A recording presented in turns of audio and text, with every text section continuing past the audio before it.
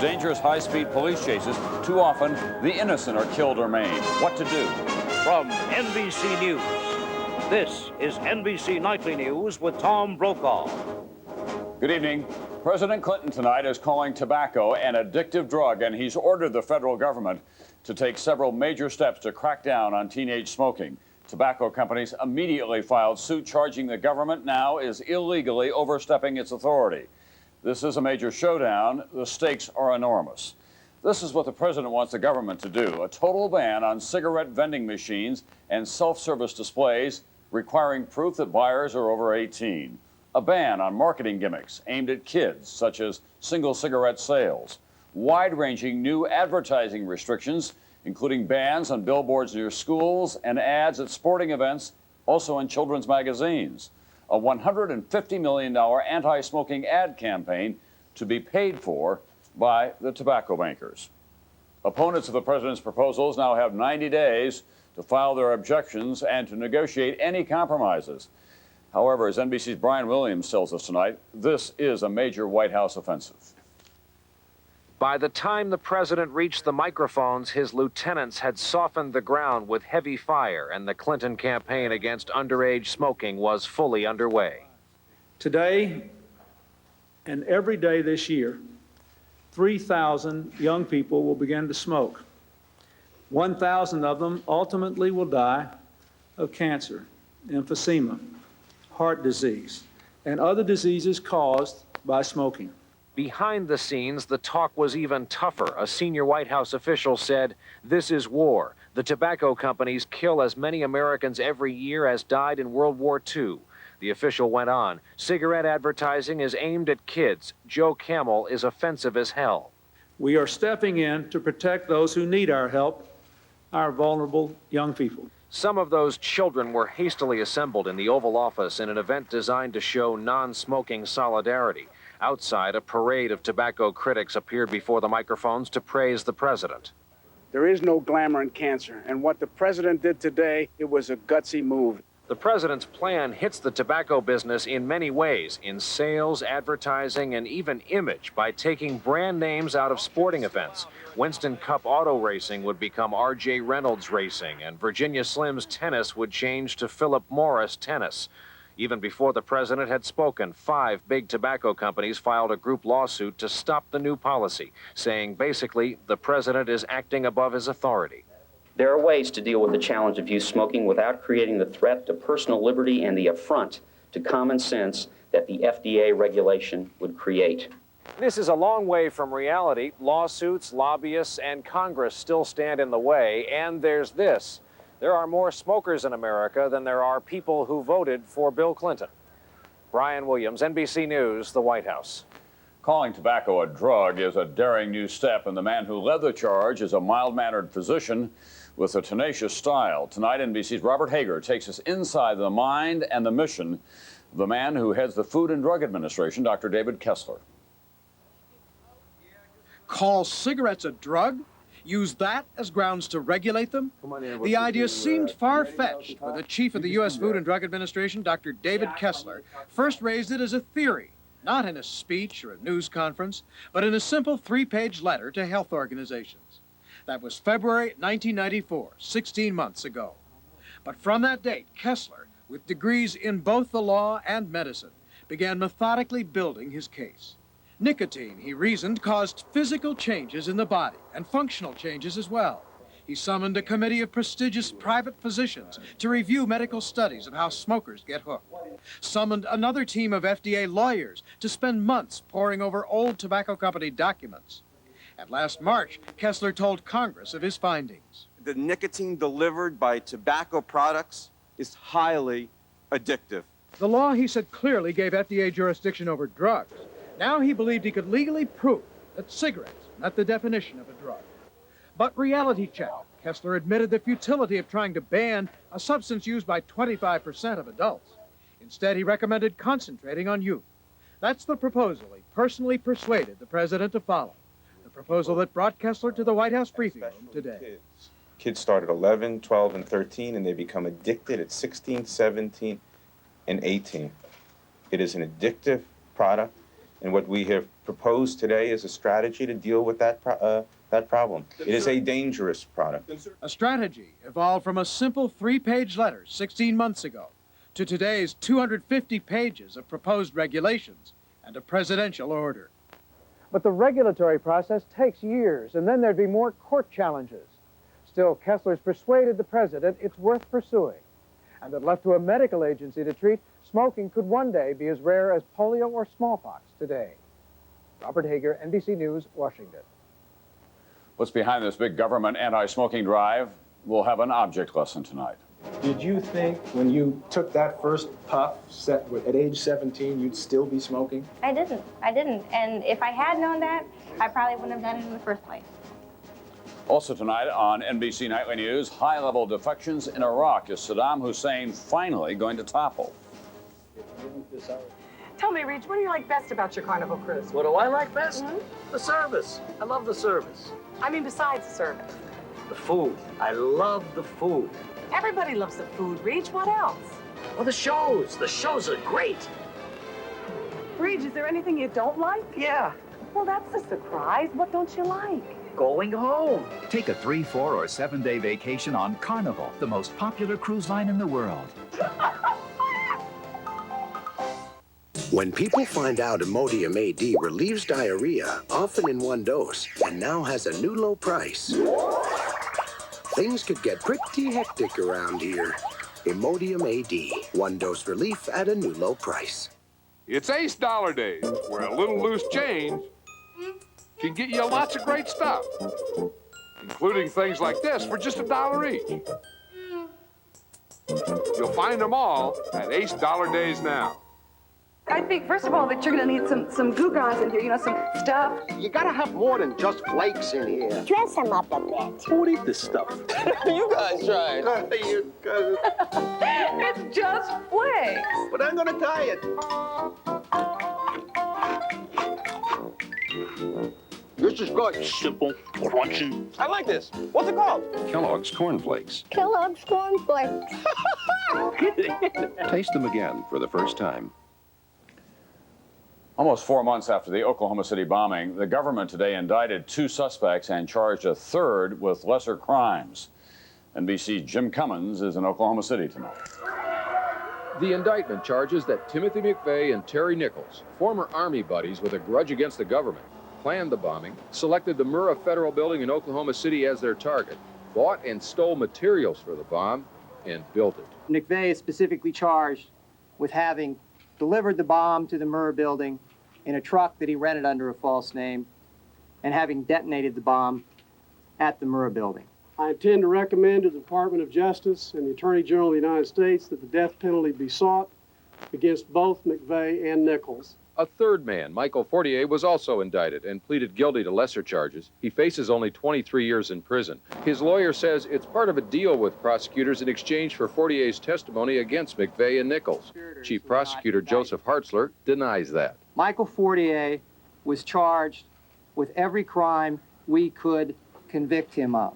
McVeigh and Nichols were not in court today, but their lawyers reacted swiftly to the indictments. First, the indictment makes clear Terry Nichols wasn't there. We urge the public not to accept the grand jury's actions as the final or definitive answer as to who is behind the Oklahoma City bombing. McVeigh's lawyer, Stephen Jones, says his client will plead not guilty, and Jones charged the government has information from an informant that a group including radical Muslims was planning to bomb a federal installation in the Midwest. The indictment leaves open the possibility that there were other conspirators, but prosecutors insist they have charged everyone they have evidence on at this point. McVeigh and Nichols will be arraigned on the charges soon, but prosecutors estimate the trial won't begin for at least 6 months. Jim Cummins, NBC News, Oklahoma City. In the O.J. Simpson trial today, more graphic defense testimony, a scenario of the killings, and more sharp criticisms of the Los Angeles coroner. Here's NBC's David Bloom in Los Angeles. With O.J. Simpson looking away, at times wiping tears from his eyes, a renowned pathologist told jurors today that Nicole Brown Simpson was not unconscious at the time her throat was slit, that both victims struggled with their attacker and would likely have left scratch or punch marks on the killer. and that in fact there might have been more than one killer and more than one knife used in the murders. The testimony of Dr. Michael Bodden, a prominent medical examiner paid $1,500 a day by the defense, called into question the prosecution's version of events, that Simpson was able to quickly kill two healthy young adults because he had first knocked his ex-wife unconscious. She struggled with the assailant or assailants prior to succumbing when her neck was cut. Separately, Simpson's lawyer said that if the judge allows in audio tapes of Detective Furman using racist slurs, the jury might hear those tapes early next week. David Bloom, NBC News, Los Angeles. When we come back, NBC News in depth. Can anything be done about high-speed police chases and their deadly toll? As you know, it's been a tough year.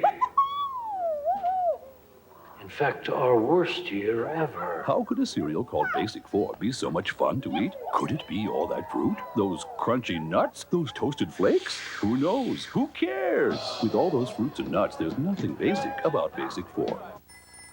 Now in specially marked boxes of Basic 4 and Raisin Nut brand, you can get 5 free minutes of long-distance phone calls. Hey, you gotta get that. Hello?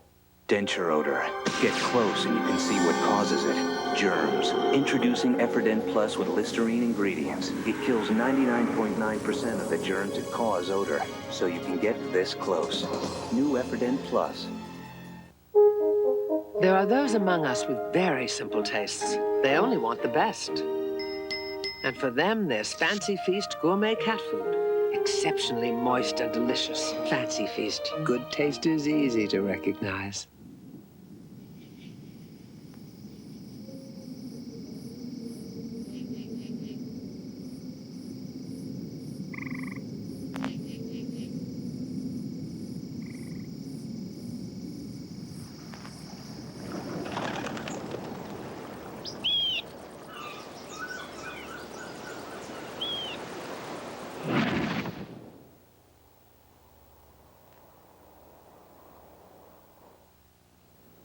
Time for NBC News in depth tonight. A killer problem, high-speed police chases. Increasingly, they're ending in death for civilians and police alike. A reminder today, outside of New York City, more than 5,000 attending the funeral of an officer killed when his cruiser was rammed during a high-speed chase. Can anything be done to stop this? We begin tonight's in-depth report with NBC's George Lewis. Unit in the pursuit behind 11A19 identified. The police going after the bad guys. One estimate by the University of Illinois puts the number of such pursuits in this country at 50,000 a year.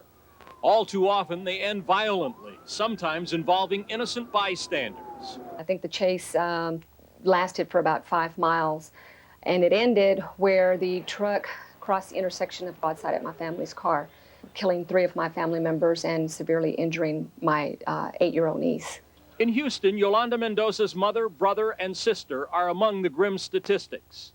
The Department of Transportation says 388 people were killed last year as a result of police pursuits, an increase of 13% over 1993.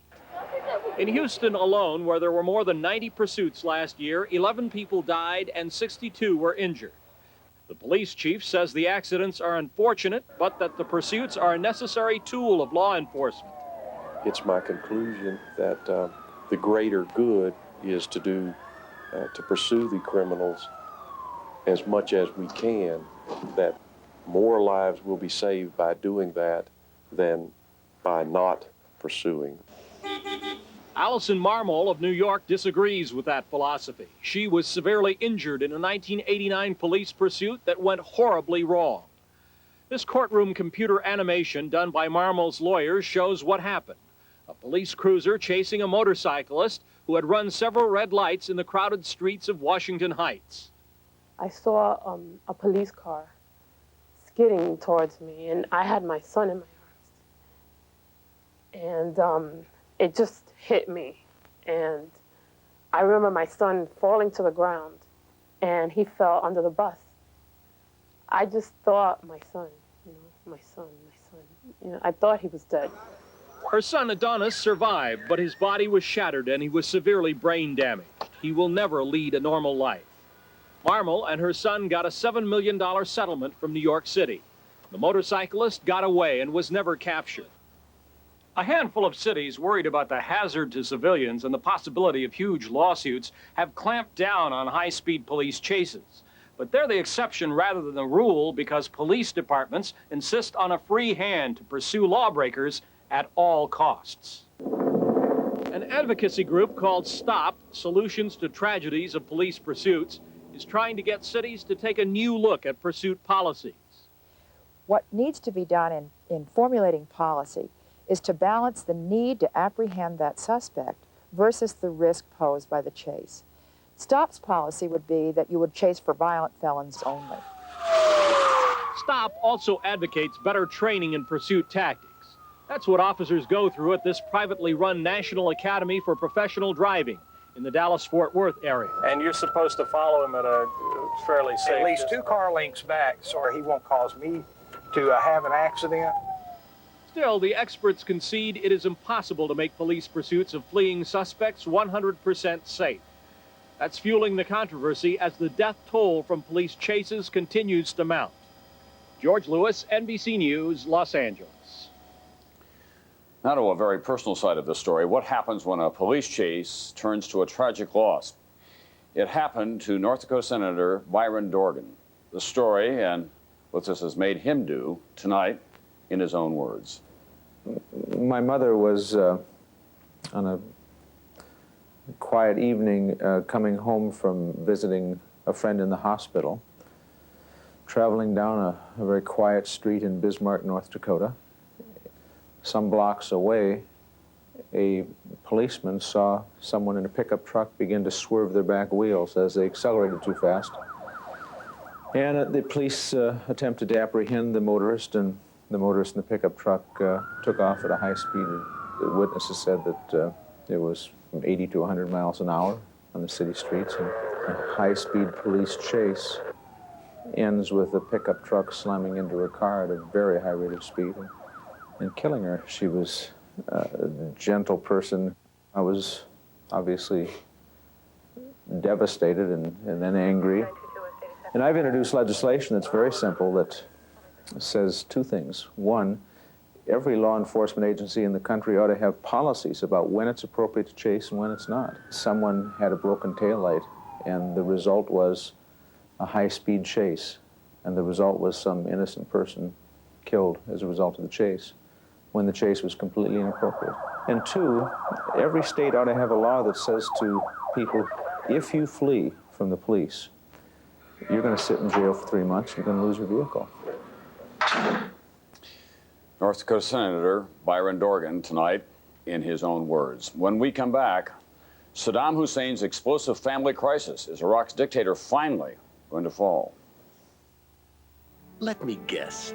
One side of you craves easy chair comfort, while the other side itches for performance, right? Well, meet Buick Regal, with its famous 3800 V6 engine and Grand Touring suspension.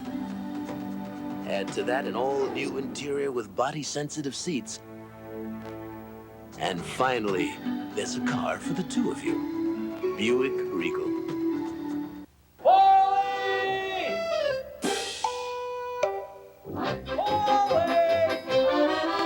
If you won't settle for Parmesan cheese that isn't 100% Parmesan, What was I thinking? What were you thinking? Make sure you get one that is. Kraft Parmesan. It's always 100% Parmesan. No fillers. I'm back. Real Italian meals don't begin without Kraft 100% grated Parmesan cheese. Now you can eat. Mary Clary thinks her zipper bags are the best and will never switch to Gladlock zipper bags. That's right, never. But Mary Clary, what do you say we lock you in this phone booth here with either your bag filled with angry bees or a Gladlock bag filled with angry bees? You see that green color change seal there, Mary? That shows you the Gladlock bag is closed. Your bag doesn't have a green seal. You know, change is good. I'll take the Gladlock zipper bag. Just kidding, Mary. When it really counts, only Gladlock has a yellow and blue make green seal. Morning, guys. Just when you think your diarrhea medicine is working. Oh, boy. What's wrong? It can let you down. But you can count on Imodium AD to stop diarrhea, often in just one dose, instead of dose after dose, more than a third of a bottle of the pink stuff. And Imodium AD is even better than the leading prescription. I told you we should have stopped for Imodium AD. Imodium AD, one dose relief you can count on. It's the government's secret weapon against the alleged Oklahoma City bombers. A single piece of evidence that could make or break the case. What is it? Watch Dateline NBC Friday.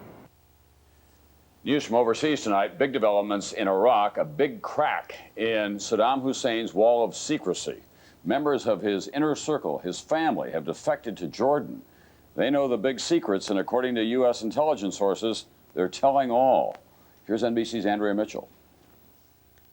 The defectors include the second most powerful man in Iraq and Saddam Hussein's two daughters. Chief Price, the head of Saddam Hussein's vast military and industrial complex. His son-in-law, Hussein Kamel al-Majid, in charge of the elite Republican Guard during the Gulf War, most recently in charge of hiding Iraq's nuclear and biological weapons, now telling his secrets to U.S. intelligence operatives. Also defecting, Hussein Kamel's brother, Saddam, previously the head of Saddam Hussein's personal security force, and also married to one of the Iraqi leader's daughters. All are being given asylum by Jordan's King Hussein. Since the defections, the U.S. has seen some preparations by Iraq's elite Republican Guard units, but no threatening moves toward Jordan. The United States considers Jordan our ally and entitled to our protection if their security is threatened as a result of this incident. The U.S. has 20,000 military people in the Gulf, and the president has ordered contingency plans in case Iraq makes a move. That Saddam Hussein should take the president's warning very, very seriously. The defectors have said they will now work with people inside Iraq to topple the Iraqi leader. Then the possibility of assassination or a coup goes up significantly. But Saddam Hussein will try to strike first against his opposition. Another big concern, the safety of UN inspectors in Iraq.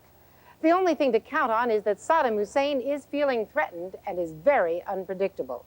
Andrea Mitchell, NBC News at the State Department. More grief tonight in the former Yugoslavia as the ethnic hatred continues. Croats attack convoys of Serbs with rocks and bricks, smashing car windows, injuring refugees. At the United Nations today, U.S. officials said satellite photographs show mass graves at Srebrenica, proving that Bosnian Serbs killed more than 2,000 Muslim boys and men after capturing that UN so-called safe haven last month. Now to NBC News Online. That's information beyond the day's headlines, and it's all about Jerry Garcia tonight as his fans continue to mourn the leader of the Grateful Dead. A coroner's investigator says early findings appear to confirm that Garcia died of natural causes, apparently a heart attack. Arrangements are incomplete for his funeral, but it is expected to be private. Fans today crowded onto the computer internet to remember the guitarist and into stores to buy CDs and Garcia's designer ties. In hometown San Francisco, at City Hall, a tie-dye flag flew at half-staff. And our quote of the day, Jerry Garcia, remembered by a peer. To me, he wasn't only a musician and a friend, he was more like a big brother who taught and showed me more than he'll ever know. That from Bob Dylan about Jerry Garcia.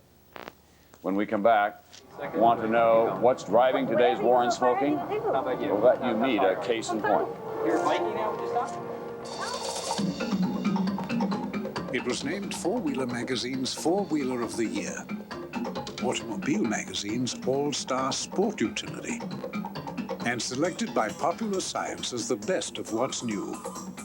How else would you expect people to react after spending hours in the Discovery? Discovery, the family vehicles from Land Rover. Men, is gray hair sneaking up on you, right under your nose, making you look too old? Whoa, it is sneaking up on me. Up here, too. You need Just for Men Color Gel, made for the hard-to-color gray of mustaches and sideburns. Simply brush in this no-drip gel, and in 5 minutes, rinse. Gray's gone. Your mustache and sideburns blend perfectly with your natural hair color. That gray won't sneak up on me again. Just for Men Color Gel, the sure thing for a natural look. The lights were out, John's sound asleep. And what am I doing? I'm hurting. I can't sleep, and I've got to work tomorrow. But I wasn't so sure about taking something, about how I'd feel in the morning. I went ahead and took Tylenol PM. It was the right choice. It stops my pain, it helps me sleep. So when morning comes, I'm ready to go. Right on time, all rested and feeling great. Hi, honey. Rest easy. It's Tylenol PM. Now also available in easy-to-swallow gel tabs. If you love to eat spicy foods, you know heartburn can be a real problem. Well, not anymore. This is new Pepcid AC, acid controller. Pepcid AC not only relieves heartburn, Pepcid AC can actually prevent it by controlling acid at its source, so heartburn can't get started. No antacid can claim to do that. And with Pepcid AC, there are no chalky mints or liquids. Only one tiny Pepcid AC tablet prevents heartburn. You can be heartburn-free with new Pepcid AC. Tomorrow on Today, indictments in the Oklahoma bombing case. We'll have the latest, plus an interview with Timothy McVeigh's attorney on strategy for the defense. Tomorrow on Today. Will President Clinton's campaign against teenage smoking be effective? Too soon to know, but wherever you come down in this argument, it is indisputable that too many young people are smoking too much, despite all of the danger signs. We asked NBC's Bob Kerr to accompany a young smoker to a doctor.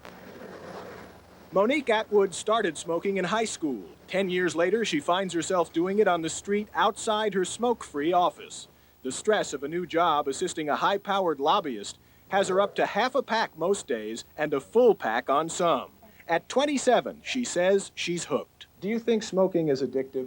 I do, absolutely. Have you tried to quit? At least a dozen times, but unsuccessfully. Deep breath in. Real deep, deep, deep, deep, deep, deep, deep, deep. Today, to find out what smoking does to people who start in their teens, NBC News arranged and paid for a physical examination for Monique at George Washington University Hospital. She says she tries to exercise regularly, but runs out of breath too fast. With someone only 27, damage does not show up on a screen. You're saying even though the current tests don't show anything particularly abnormal, there is probably something already going on. No question about it in my mind. She's got the symptoms. We know that the early signs are in the small airways, so that when you run or when you walk heavily and exert yourself, your lungs aren't working perfectly normally because there's already damage beginning in the smaller airways. You're somebody who exercises regularly and eats healthy food. How do you square those two good things with smoking, which everyone says is so bad? But that's everybody else. The people that are saying that don't smoke. They don't understand how satisfying and enjoying it really, really is. The cardiologist did not expect to find damage at her age, only what he called some deconditioning, early signs of tobacco's toll on her stamina. Clearly, if she continues to smoke, cardiovascular disease, which is the leading cause of death in females, is going to be a major problem when she gets older. 15 years now, she continues this pattern. She'll be in my office with very bad vascular disease. Undoubtedly, the picture's going to change. Doctors warned Monique that pictures that look good at age 27 after 10 years of smoking are all but certain to change unless she changes her habit. Bob Kerr, NBC News, Washington. That's Nightly News for Thursday. I'm Tom Brokaw. I'll be off tomorrow night. Brian Williams will be here. I'll see you again on Monday. NBC News, now more than ever. Real political change. Don't think the Democrats or Republicans are making it happen. You're not alone. These people were a powerful force in '92, but what about now? Watch NBC Nightly News tomorrow.